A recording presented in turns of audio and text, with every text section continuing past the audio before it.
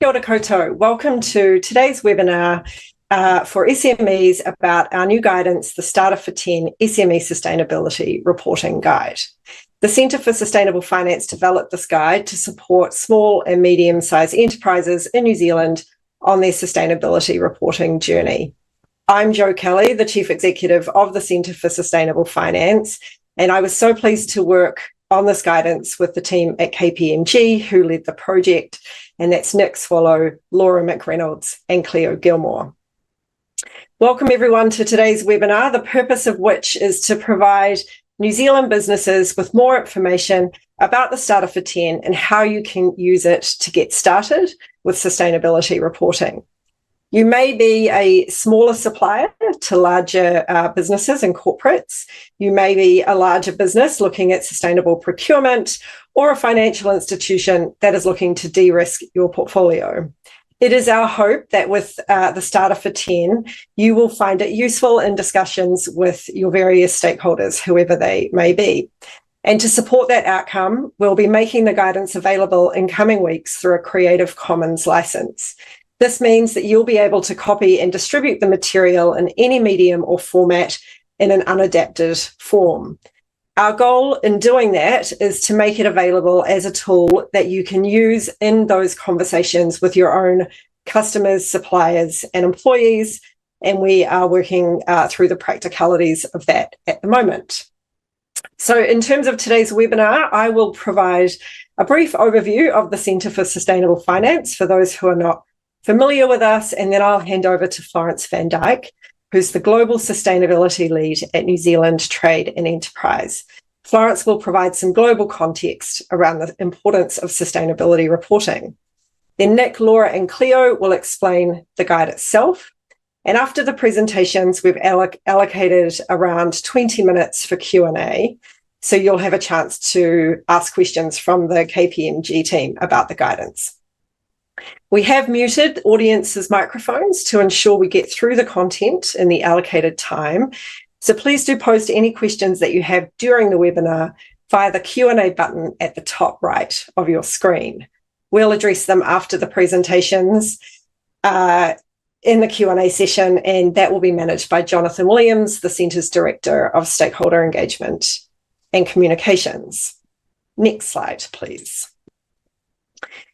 By way of introduction to the Centre for Sustainable Finance, our vision is an equitable, inclusive financial system that enables a resilient, sustainable Aotearoa New Zealand. This relies on access to international capital, talent and markets. And our purpose is to advance that vision by driving a financial system that is more resilient, inclusive, robust and agile, through the incorporation of environmental, social, and economic considerations into financial decisions. The Centre plays a similar role to our international counterparts, and there are organisations like ours in Europe, the UK, Australia, Singapore, the ASEAN region, Canada, and other jurisdictions. And we think of the Centre as having 4 key roles in New Zealand. We are a connector, so we connect people across the financial sector and with the government to remove barriers to the incorporation of those environmental, social and economic considerations in financial decisions. We collaborate on the development of enabling policy and standards. And we are a catalytic convener, and this really sits at the heart of our approach. We work across the sector to catalyse and accelerate novel financing solutions that can be scaled. So if we take the view that the market will eventually come around to delivering the outcomes we need to enable New Zealand's sustainable transition, then the Centre takes the view that that might happen, but it won't happen nearly fast enough on its own time. And so we have a role in accelerating the pace and scale of the market response to those challenges. And finally, we provide a measure of accountability to progress. Next slide, please. And that accountability is to the Sustainable Finance Forum's 2030 Roadmap for Action. The Centre was established in 2021 as a result of that roadmap process, which included contributions and participation from more than 200 financial market participants and government representatives in 2021. Next slide. In terms of our funding, the Centre is funded by financial market participants and philanthropies and the government, who we partner with on creating the frameworks and the enabling environment for sustainable finance. We have an independent board and we are a charitable trust. And we were really conceived in line with those international models I spoke about earlier to facilitate and intermediate between various actors and partners as an honest broker. So before I get started and hand over to Florence, I also just wanted to refer specifically to a section in the guidance which will be covered by the KPMG team regarding te tiriti o Waitangi. I'm just going to read from the guidance here, and I just really wanted to put this up at the front of the webinar today and make it clear the Centre's sort of position on the incorporation of Māori perspectives into the work that we do. Te tiriti o Waitangi is an enduring and living document that laid the foundation for an ongoing and sustainable partnership between Māori and the Crown. In 2024, 20% of the New Zealand population and almost a third of the population under 25 identify as Māori, myself included. Businesses should consider how these population trends might impact the composition of their future customers, workforce, and stakeholders.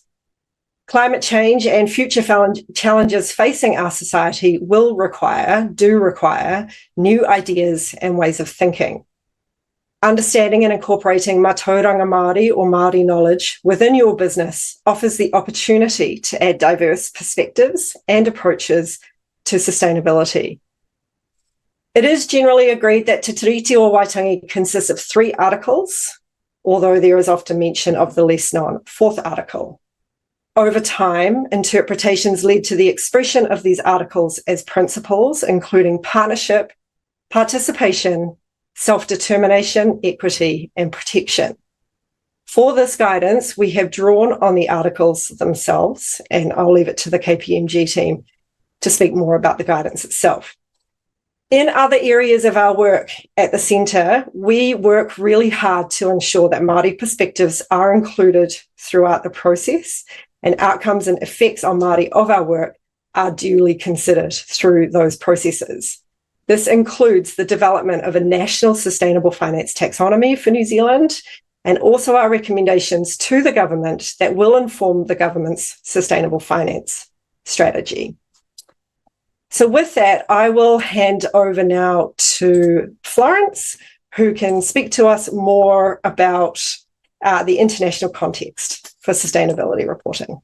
Thanks.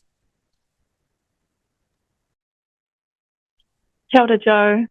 Haere takimua takimuri kua iwhai, tēnā koutou katoa, kua whangamoa te maunga, kua mahi taita awa, kua aorere te moana, kua Florence tōku ingoa, tēnā te mihi mahana kia koutou, tēnā koutou, tēnā koutou, tēnā koutou katoa.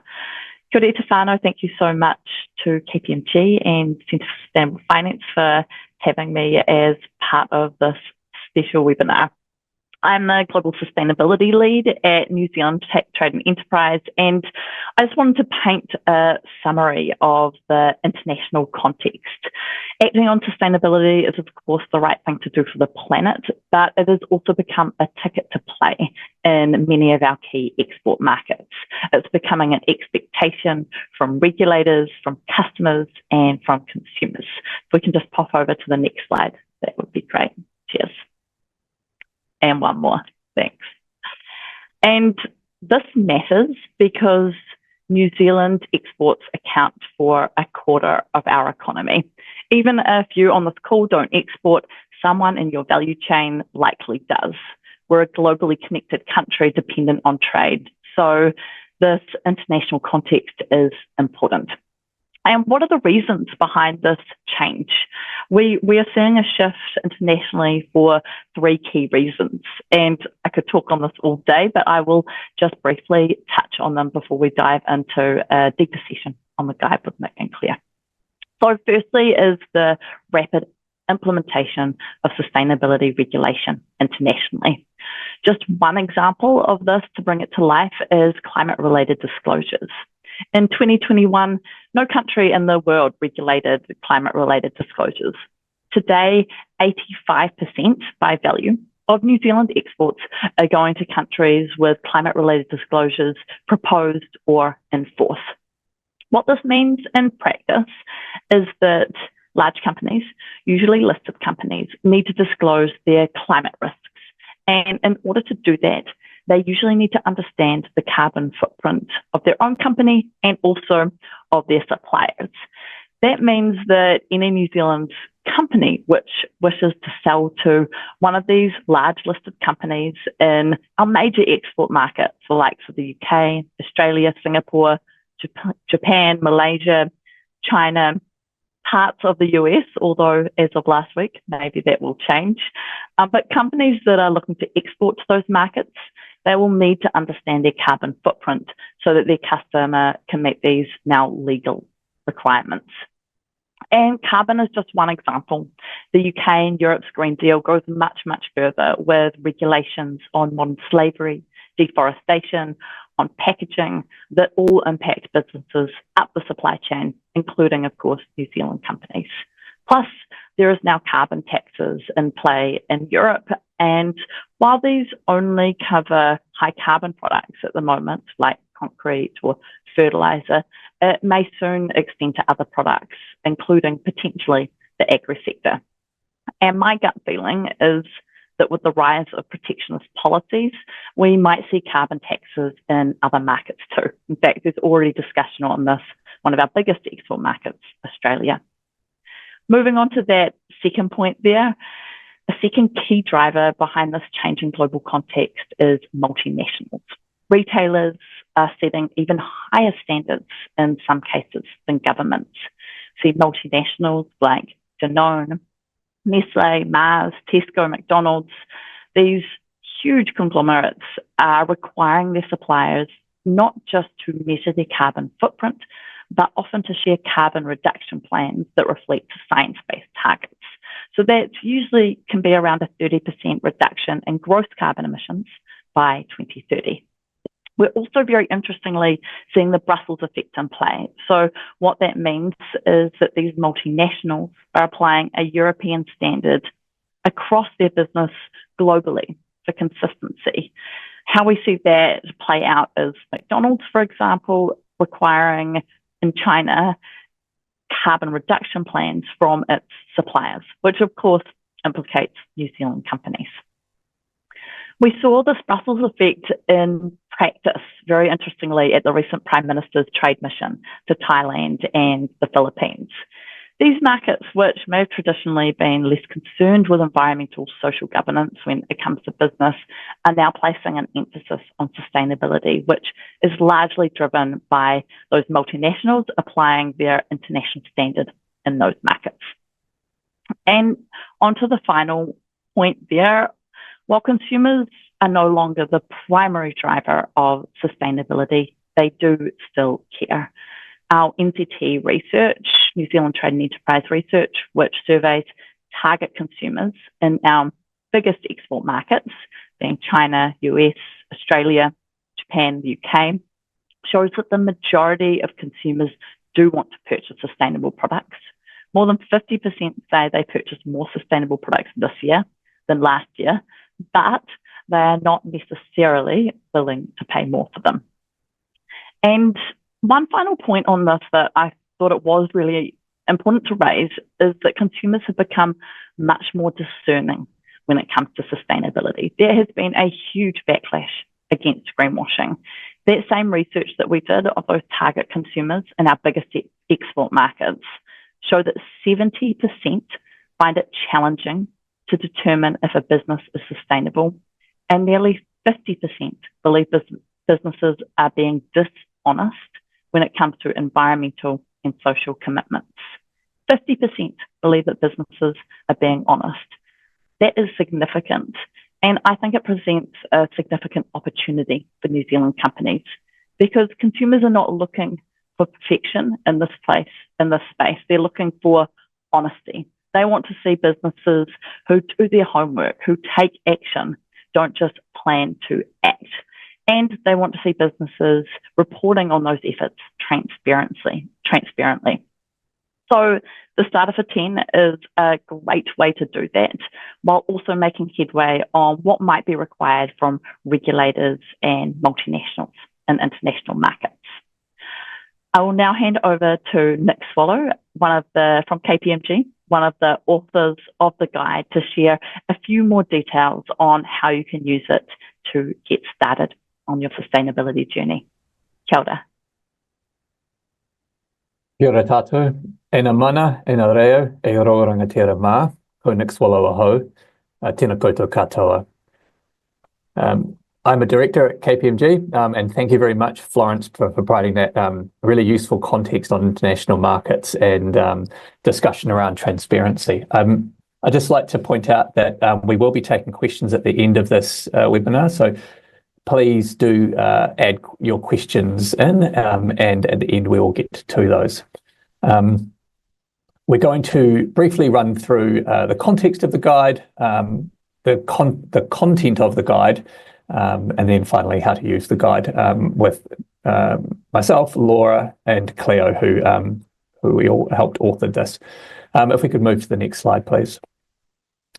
So business sustainability is essentially about making sure you're set up for long-term success by meeting the needs of your stakeholders. It can be supply chains, local communities, customers, as Florence mentioned, export markets.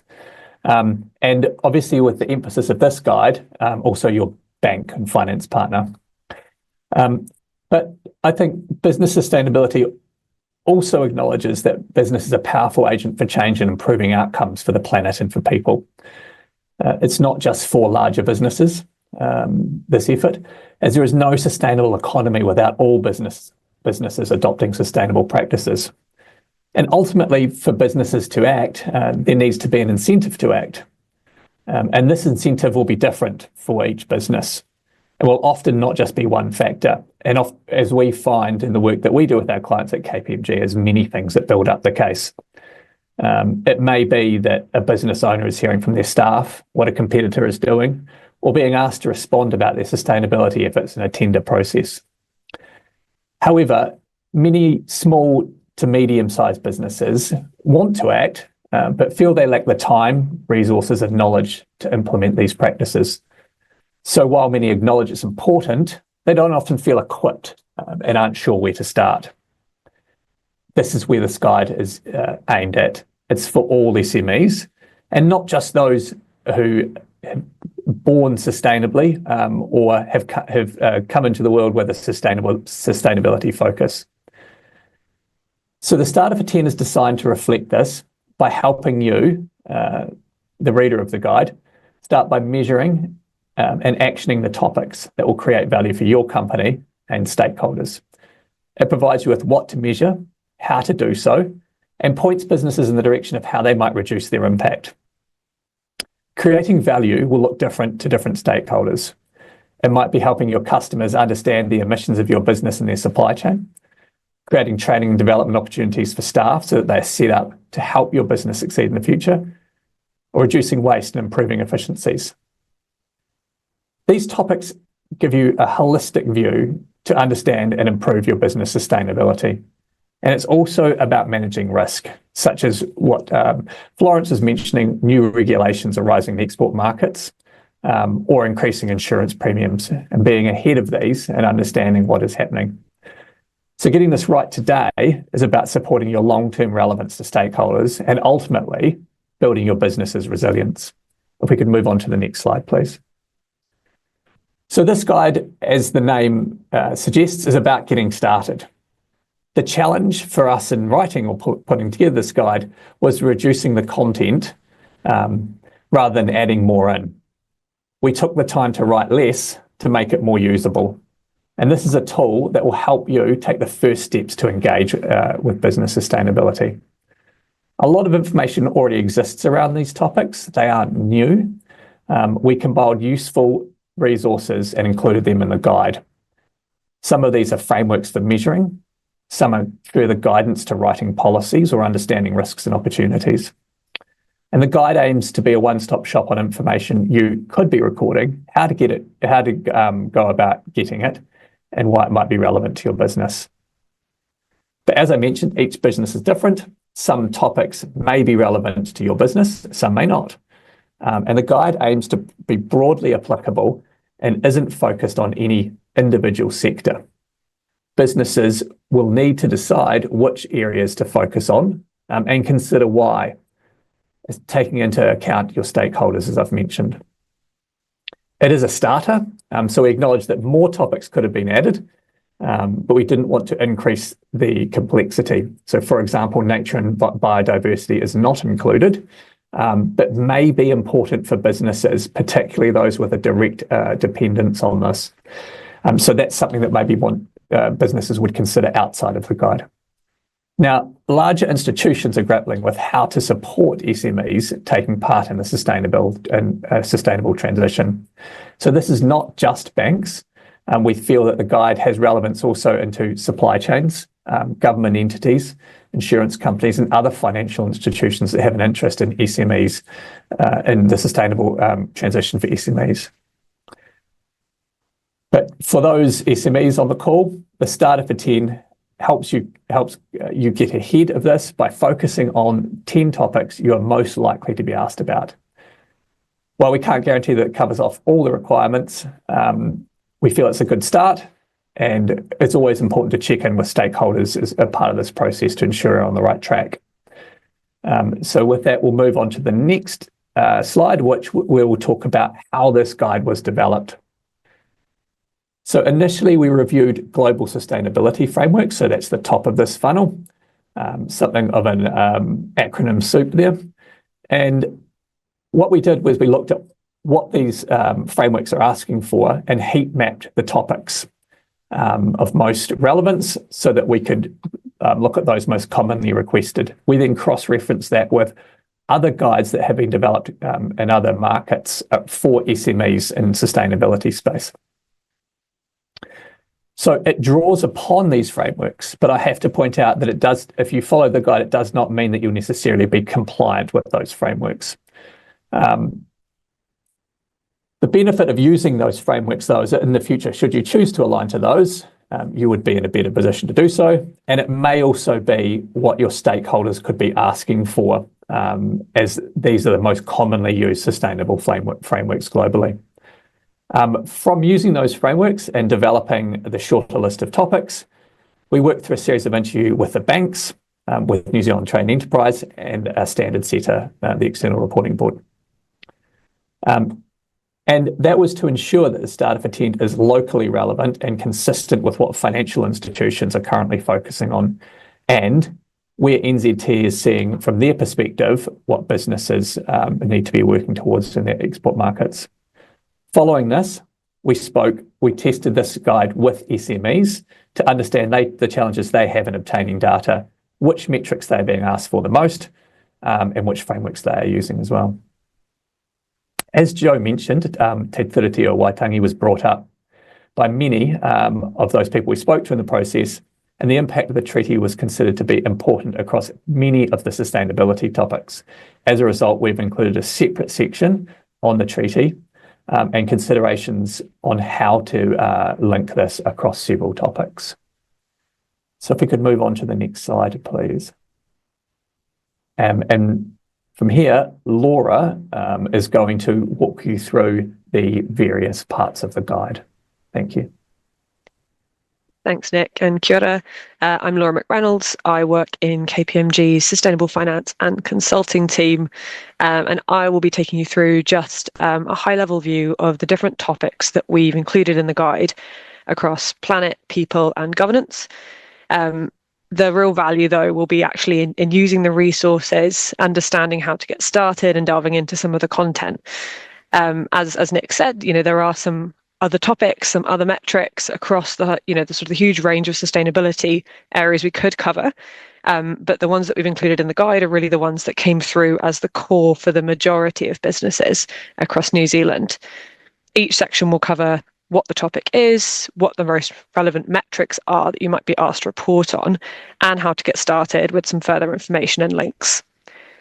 You may be getting reactive requests for information already from different stakeholders, and this guide is really set up to try and help you respond to this reporting in a consistent way, and a way that allows you as a business to leverage the value of that going forward. So instead of responding sort of ad hoc as requests come through, you start to be able to track your sustainability journey and talk to your stakeholders about where you're making a difference and where you need support.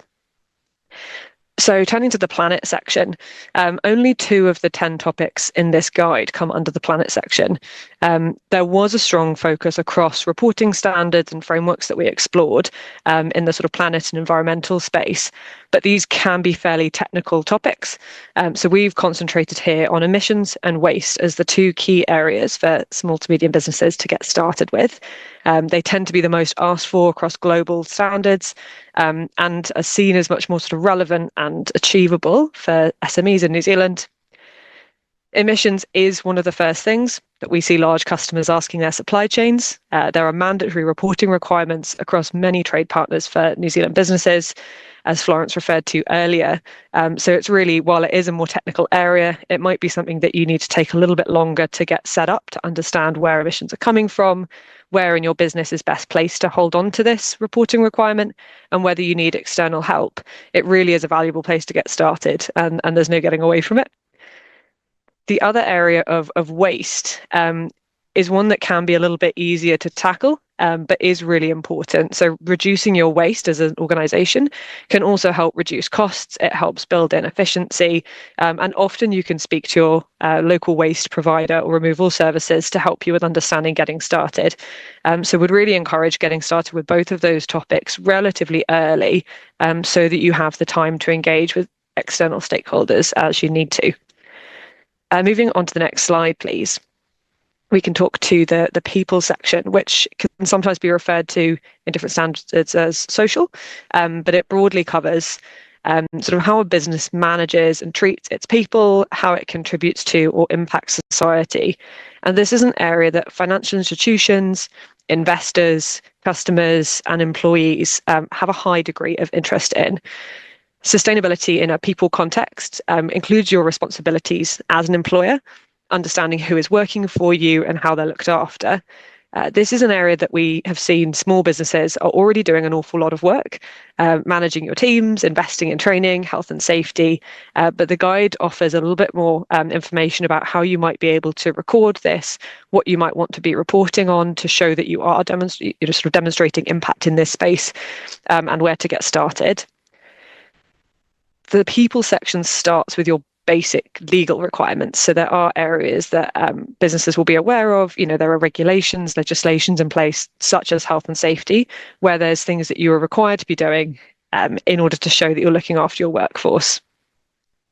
It also includes sort of a look at better supporting your workforce, which can have broader benefits. So from investing in workforce training and development, which can support higher worker satisfaction and reduce turnover for you, to improving your diversity and inclusion, which has been linked to better innovation. You have more people at the table with different views, you get more ideas coming through. One of the pieces of advice in this guidance that came through as we spoke to different businesses, large and small, was that understanding and engaging your team in these metrics as you go to try and report on different areas is actually really valuable as well. So it's not just the end result of the reporting that you get, but actually going through the process and engaging the team can really help you better understand their needs, what skills the company might need in the future, where your opportunities might lie. So really recommend delving into this with multiple members of your team if you're able to. The final piece in here is around supporting local communities. They are an extension of the people who work in your company. They can be your most immediate talent pool. They can be the people you interact with day to day. This inclusion was actually a very sort of clear New Zealand lens compared to some of the other metrics that came through very much from global reporting requirements. They don't focus on this as much, but we know that New Zealand SMEs are often very active in their communities. It's something that many organisations do just as part of their purpose and as part of their day-to-day. And they might not even be aware that this is something that they could be talking about as contributing to their sustainability journey or their impact.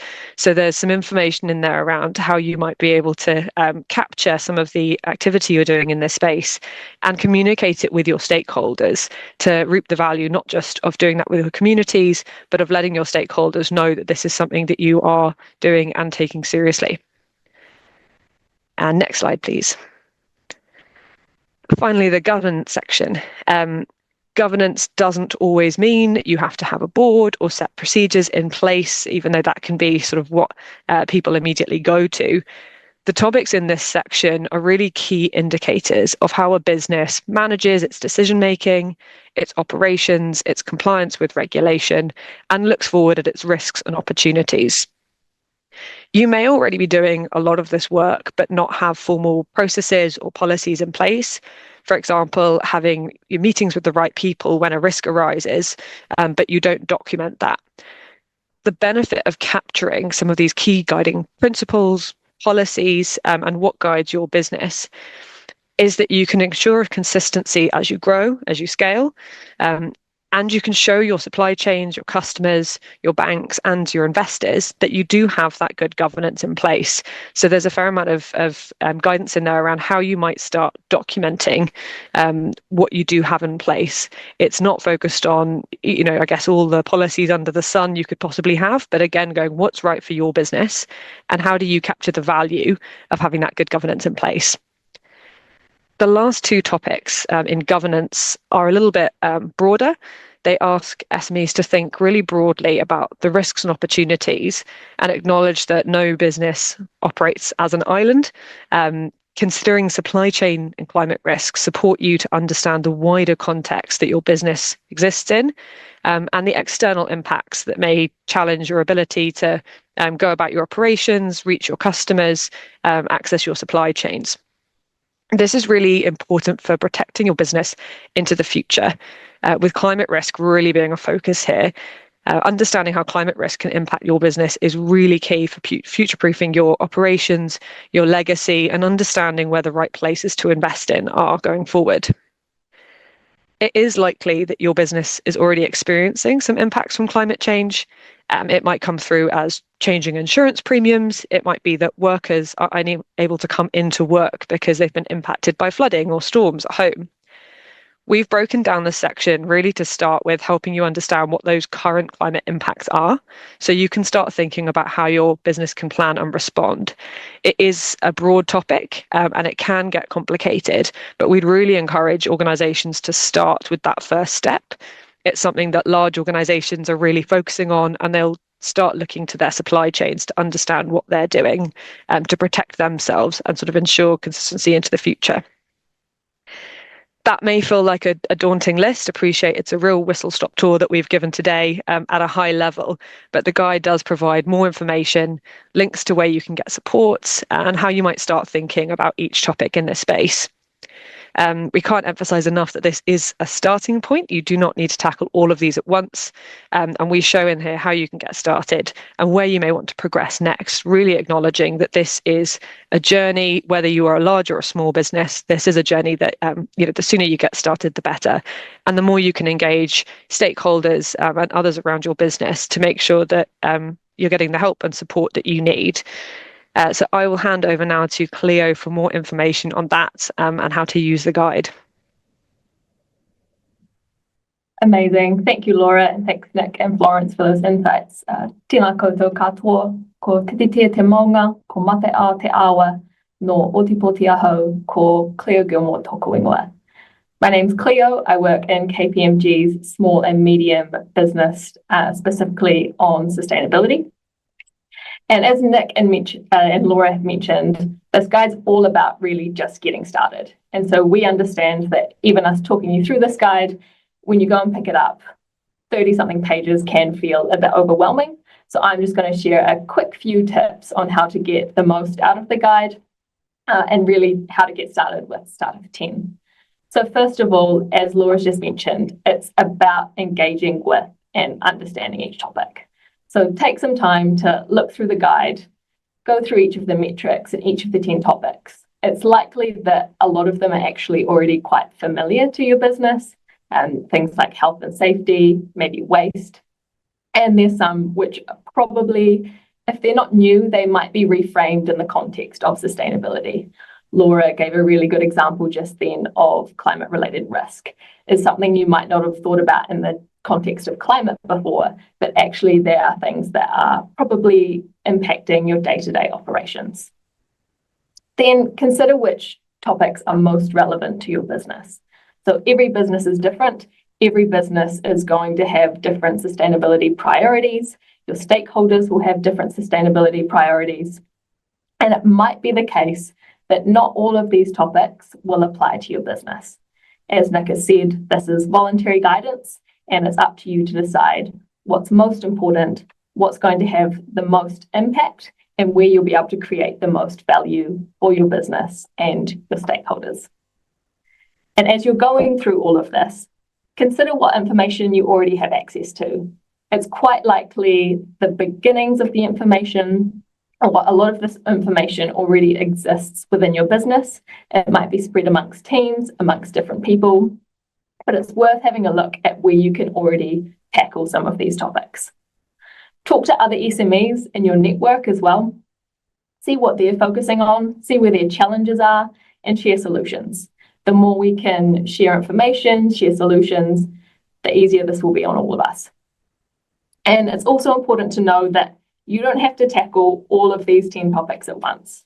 You might decide, hey, I'm sorted on health and safety. I understand my waste data. For the next 6 months, I want to focus on emissions, diversity and equity, and investigating my supply chain. This is all about making a start, understanding where your business is now and where you need to improve into the future. You can find the guide on the Centre for Sustainable Finance website, and it should also be linked in the chat of this webinar. And we'll go to the next slide, please.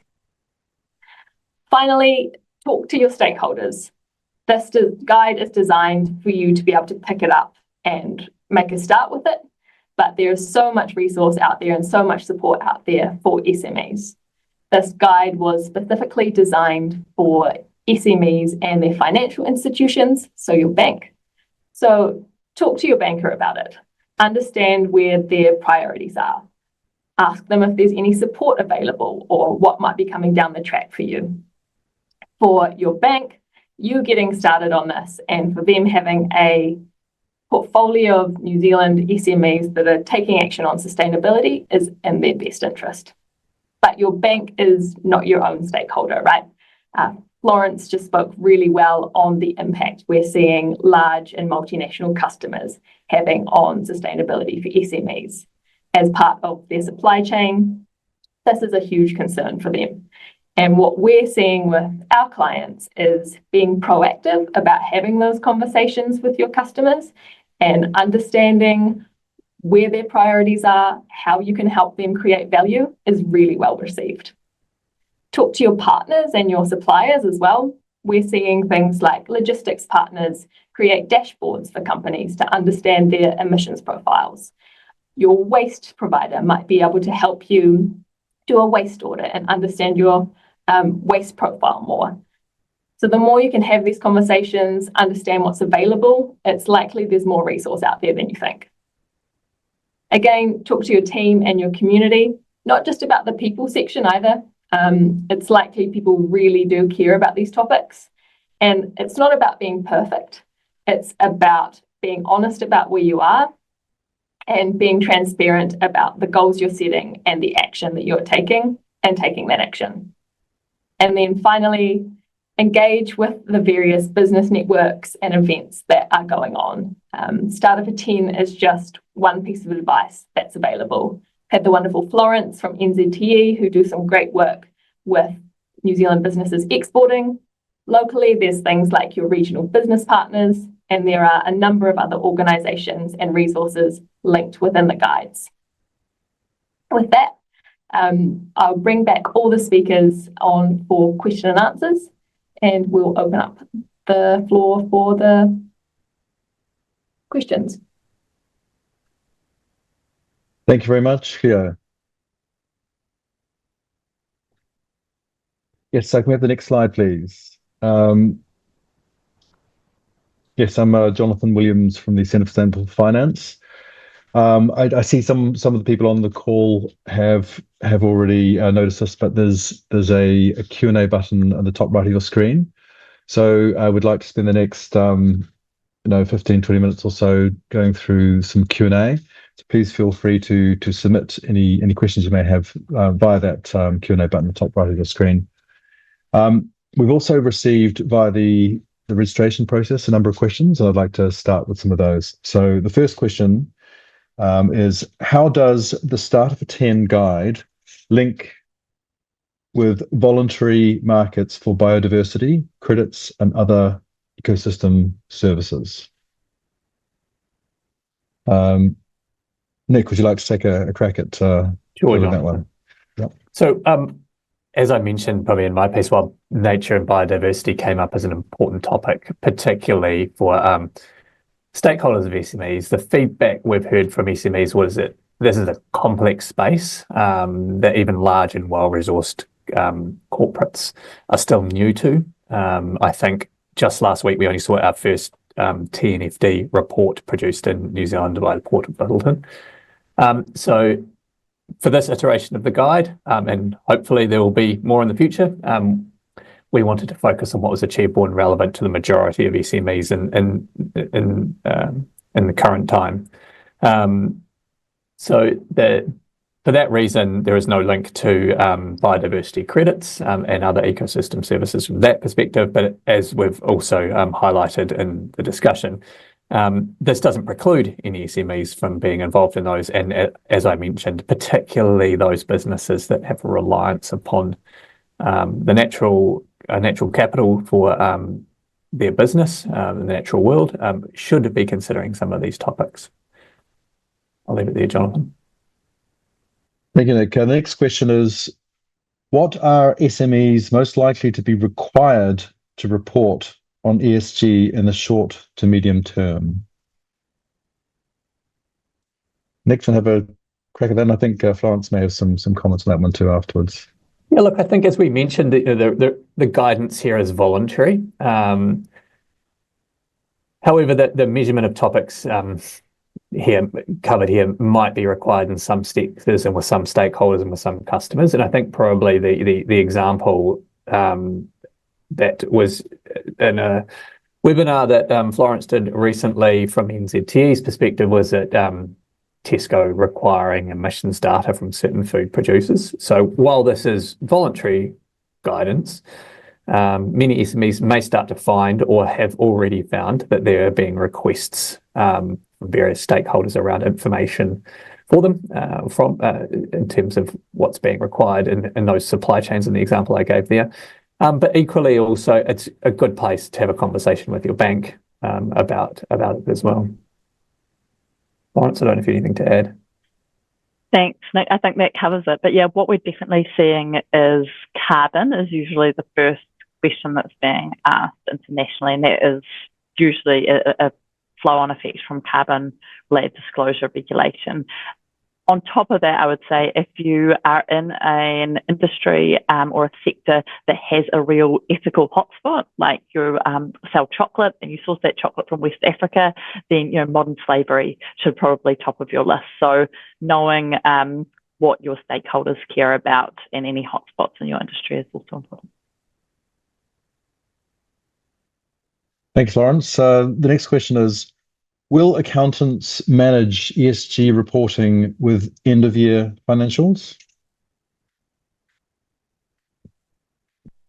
Nick, is that possibly one for KPMG? Yeah, sure. So each organisation may have ESG reporting responsibilities sitting in different places, and so we certainly see that. In many organisations, yes, accountants are being asked to, particularly when it comes to the greenhouse gas emissions accounting, simply because a lot of that is associated with spend. And so it makes sense for that to sit in those places. But we're also seeing in other areas, operations managers having a role in this space, and then some businesses having a portion of a role sitting with the sustainability person. There is no particularly right way to do it. So I just encourage businesses to sort of consider who has the motivation, desire, drive inside their business to do it, and then looking at what skills and capabilities they need and what support they may need around them to be able to achieve some of that reporting. I will say that there is also some very good software out there, and software can often seem to be an expensive purchase rather, but sort of software as a service type thing. So the equivalent of Xero, but for carbon accounting, those types of things do exist in the market. And I encourage businesses to have a look at what is around. And maybe just to build on that, looking beyond the reporting space, I think what I've seen work best is to embed sustainability in your company, pulling in people, pulling in your colleagues from as far across your organisation as possible, or your company, it might be in supply chain or logistics or finance. And that is really how you can get momentum on this. All too often we see sustainability sitting, with half an FTE as part of the marketing department. And that's where you don't get as much real action, and you can also be at risk of greenwashing. Thank you, Florence. The next question is, when will the big four banks offer substantial price incentives to New Zealand's agricultural sector? Joe, I think this was one that the centre was going to cover. Sure. I might just answer the previous question as well quickly by saying accountants will do this if you ask them to, because, that's sort of the driver typically. So when will the big four banks offer substantial price increases, incentives, to New Zealand's agricultural sector? That is a very good question. I think we could probably add to the question and say, when will they offer those incentives to support demonstrable progress and sustainability outcomes in the ag sector? And if we decide that it is the role of banks to offer those price incentives, then that is an individual business decision that needs to be made by each bank when they consider their own commitment to their customers' transition and sustainability journey. So as a customer of a bank, you might want to look at and discuss with your provider which are offering the terms that are best designed to help you in that journey. In terms of what we're doing at a system level, though, so as you know from the slides earlier, the centre is funded by and works closely alongside the major banks, the big four especially, and we are working together to enable those decisions to be made about what is a green or a transition activity in the ag and forestry sector through the development of a sustainable finance taxonomy. So for those who don't know what that is a way of defining what economic activity in a given sector is green or transition. And the reason for doing that in a really robust and transparent way at a country level, not a bank level, is to make sure that banks and providers of capital can identify those activities confidently and quickly, and also so that the sector itself knows what good looks like and knows what it needs to achieve over time. Thank you, Joe. There are a couple of other questions, both received in advance and also via the chat, asking about whether there'll be a recording of the session. And I just want to confirm that, yes, this webinar has been recorded, and we will be sharing it with those who registered and attended the session after the call. The next question we have here is, where do you recommend SMEs start? What is the first achievable goal? I think, Nick, is that one for you perhaps to start with? Yeah, sure. Look, I'll say that getting started is probably the hardest part of the process. And so anybody who's on this webinar, I think kudos to signing up and coming along. So I think that's probably a pretty good start. But there are a few things that I think would set any SME off in a good direction, which is effectively going out and talking to people about this. Talk to your customers, talk to your bank, talk to those in your supply chain, talk to your staff, and start asking questions around what's happening or what they're seeing from a sustainability point of view. Are your frontline staff getting asked questions about this? What's important to them? And those types of things. And then I think the other thing is to talk to other business owners in a similar space. What are they doing? What are they seeing? And really trying to understand what that landscape looks like. And then I would say alongside picking up this guide, because just to pick it up on first blush, I think I wouldn't want it to seem overwhelming. So I think that kind of background knowledge and understanding of where the drivers are coming from becomes really important. I suspect that if you're not already having these conversations and you start to, as with many of the businesses we work with, they find that actually there's a lot happening that they haven't previously considered. And it sort of opens up a new world to them. I would also say that as you continue with the journey, keep talking to other businesses who are at a similar stage or slightly ahead of where you're at, because I really feel that provides that extension, motivation, understanding in this space. I don't know, Florence, if you have anything to add from your experience of working with businesses. No, I think you've covered it perfectly. Thanks, Nick. Thanks, Nick and Florence. The next question is, I noted in the pre-launch industry briefing, when considering the International Sustainability Reporting Standards, there was no mention of the ISSB's Sustainability Standards S1. I'm curious to know why this was excluded. I can answer that one, Jonathan. It's a relatively technical question. ISSB is the International Sustainability Standards Board.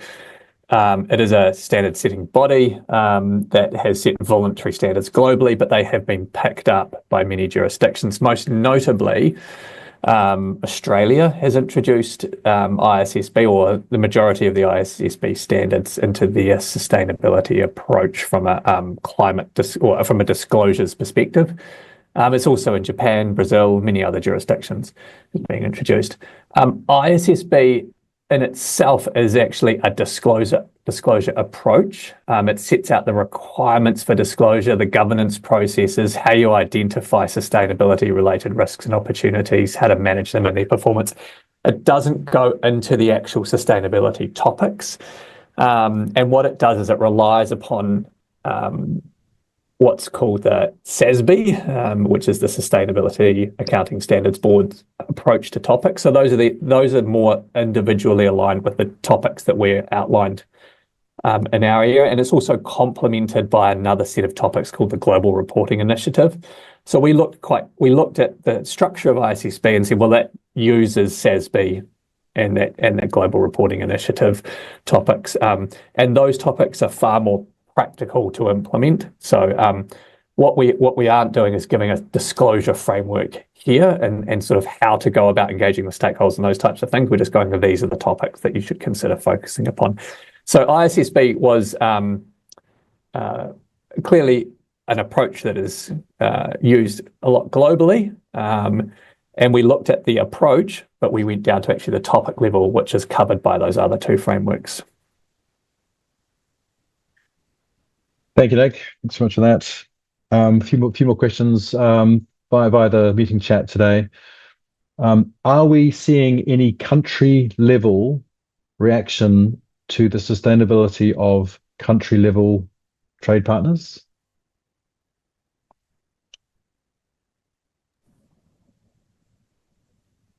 I'm not sure I understand the question fully.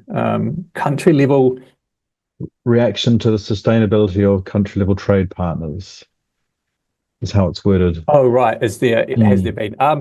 Yeah. So there are very few trade agreements currently globally that have sustainability chapters brought into them. In fact, the New Zealand UK and the New Zealand EU were some of the first to have these more comprehensive approaches, and you will have seen, potentially those who have been following these things will have seen last week that there was another approach, which is called ACS, which is the Agreement for Climate Change and Sustainability and Trade between Costa Rica, New Zealand, and Iceland, I think it is, I don't know if I'm missing a country there, and Switzerland, sorry, that actually set up a trade agreement amongst those 4 countries that looks at how sustainability and trade fit together, and provisions on how to do that looked at things like removal of tariffs, eco-labelling, and a whole range of different topics. I would, where we're up to with these is there's still bedding in to some extent, these trade agreements, and so there hasn't been to date that I've been aware of any action that may have been taken in terms of looking at whether the intent of those chapters that sit within those trade agreements has been met. But what I will say is there's certainly a lot of discussion around how those chapters are interpreted, and what various actions might be seen from different governments that do meet those requirements, or whether they may not meet those requirements. What that means particularly for New Zealand businesses, I think in this context, is really to be considering sustainability, because sustainability is now increasingly linked to trade, and that should really be the focus. SMEs are very time poor. I don't think reading trade agreements on the weekend is probably the best use of time. So what I'd be suggesting is, or encouraging businesses to do, is think about actually what can I do within my sphere of influence, with the view of how can I then, once I'm involved in these topics, start talking to my partners offshore around what their requirements may be in the future as well, and what pressures they may be under from a regulatory perspective. But Florence, do you have a view on that too? Yeah, I think you've covered it really well, Nick, but the key point is that sustainability is increasingly showing up in trade agreements, and while we're not exactly sure how that might play out for SMEs, that's definitely where trade is trending, and the bigger picture is that sanctions the trade agreements say that for countries that aren't meeting their Paris agreements, the sanctions can be triggered, so the 1.5 degrees. And, as an example, with the EU trade agreement, they're tracking green on their carbon tracker, and New Zealand is tracking orange. So potentially a place where a sanction for that trade agreement could be triggered, which is very significant. In practice, it's unlikely that might actually play out, but really good to have as an example of what's happening in that macro picture. I can just jump in there quickly, having just arrived back yesterday from Baku, where, we were sort of listening for what's the global narrative with respect to climate. There is a competition for capital. There's no question. It is on, and everyone is competing. And at a sovereign level or a country level, there's a lot of competition to have what is being referred to as an investable NDC. So a very clear transition plan for the country. It's based on credible sector pathways and has a lot of detail in terms of the sector level transition. And that's the docking point for then the corporate transition plans, which then is the flow through point for SMEs. So there's absolutely no question there will be more disclosures that need to be more robust over time, and it is a matter of accessing capital at a country and a corporate level. So just, make no mistake about it. Whatever we hear about what's happening in the US or the kind of political realm, at a country level, countries just like ours, especially with a focus on agriculture, are mobilizing right now. Brazil has just released its sustainable finance taxonomy for agriculture and 5 other sectors, and also an ecological transition plan. So there's these sort of country level frameworks that need to be implemented, and that gives companies and company level transition and sustainability performance sort of a context, policy context. Thanks, Joe. Thanks very much. We're just about out of time. There's one more question from the Q&A, which says, you mentioned that you chose not to include nature in the sky, but we know the nature-related disclosures are around the corner and will probably be very relevant for New Zealand companies soon? Are you planning to cover nature in another guide or develop another version of this one soon? Do you want me to take that, Nick? Yeah, Yep. nature in the guide, emissions, waste, they have an effect and an impact on nature, but nature as a concept is a little woolly for an SME to sort of start to report on. Corporates aren't even really doing it, which I think is what Nick said earlier, to any great degree. So it's just about being practical for the types of businesses that we're targeting. Do we expect the guidance to evolve over time? Yes. Are we open to potentially considering guidance that is more focused on specific sectors or subsectors? Yes, definitely. But we want to see how this one plays out first and what the uptake is. So I think we're all aware of the need for businesses to understand their impacts and dependencies on nature, but we need to really get a little bit crisper about what we expect before we start to put that burden or that expectation onto SMEs. But last time we checked, planet, things related to planet do relate to nature. Jonathan, I just wanted to close out on the question around the opportunity for Māori to design sustainable finance products, programs, or criterion that meet an Indigenous benchmark of sustainability. I know we're at time, but I think it's important enough to just cover it off. So an Indigenous benchmark of sustainability, that's already sort of, I don't know if that has been defined. Certainly the work that the XRB are trying to do goes some way to thinking about what the disclosures might be, but not necessarily a benchmark. The opportunity for Māori to participate in this. So as customers and borrowers, you have a voice in this. And I think, as a Māori business, you're equally able to discuss with your lender or your bank or whoever else it is, the need for products and services that are right for you. As capital providers and investors, you can make those products and programs and criteria yourselves. As technical experts, people are engaging from Māori organisations with that taxonomy work.